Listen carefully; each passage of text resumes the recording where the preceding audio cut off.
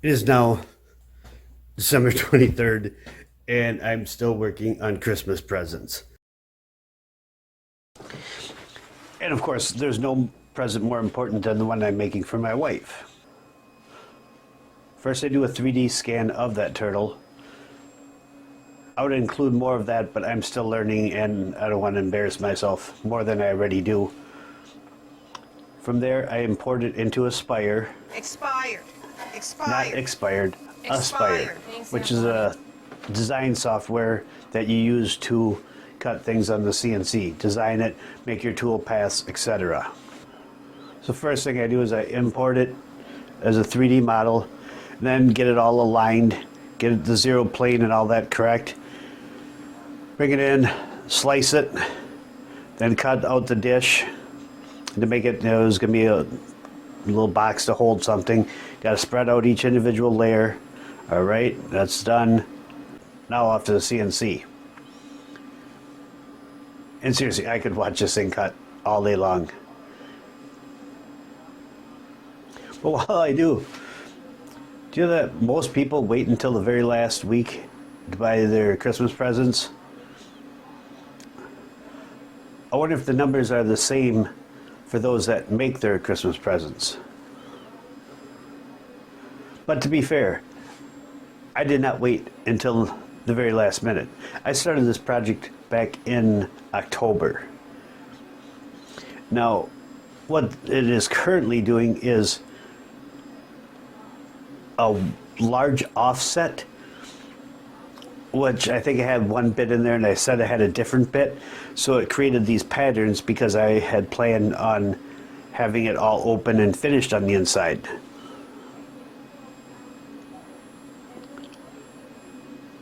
I don't know if you've noticed, on my plans don't always go according to plan.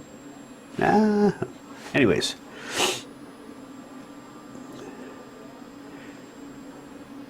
I didn't know it at the time, but there's a flaw in this design.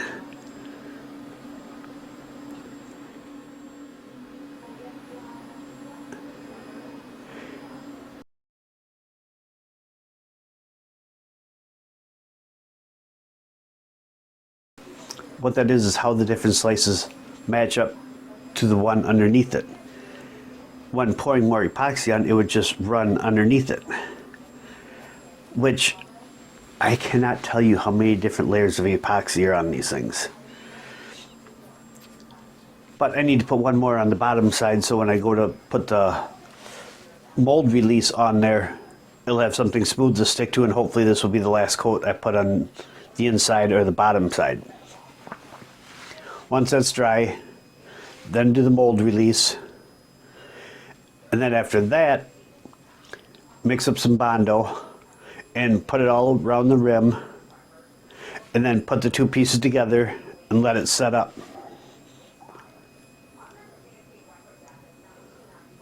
But why do just Bondo? Let's put some mica powder in there too to make it a little more colorful for what you end up seeing, if you end up seeing any of it, which I'm sure you will. But now to start sanding. Right now I am sanding some definition into it, so there's almost like register marks, so you know exactly which way the top goes onto the layer underneath it. You don't have to sit and spin it.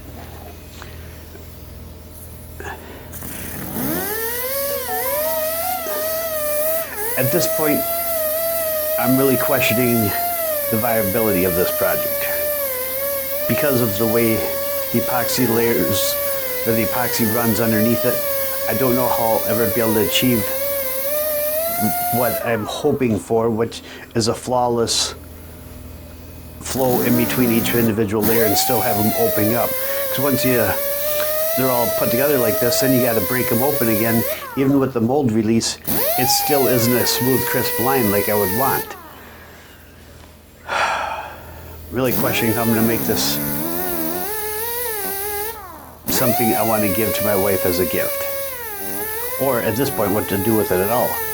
They put a lot of time into it. I I'm not going to just throw it in the trash. what is the solution? Well, if all else fails, keep sanding. So sand I did. Putting some more epoxy on it, which I love doing that. That's the fun part. Mixing the different colors and just trying different things. See how they flow, how it blends with the previous layer, the previous color.